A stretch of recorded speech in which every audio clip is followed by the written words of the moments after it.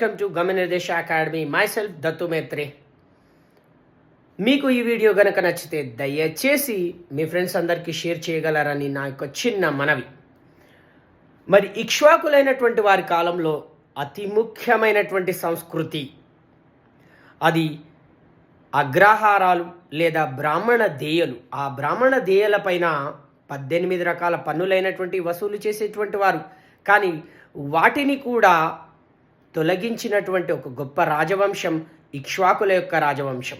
అలా 18 రకాల పన్నులని తొలగించినటువంటి వ్యవహారాల గురించి తెలియజేసేటువంటిది హిరహడగల్లి శాసనం. దీన్ని పల్లవరాజు అయినటువంటి వారు శివస్కందవర్మ వేయించడం జరుగుతుంది. 18 types of taxes were exempted on అగ్రహారాలు. That was majorly known from హిరహడగల్లి inscription that was inscribed by Pallava ruler Shivaskanda Varma. ఇలాంటి విషయాలెన్నో తెలుసుకోవాలనుకుంటే గమనిర్దేశ అకాడమీ యాప్ని డౌన్లోడ్ చేసుకోండి.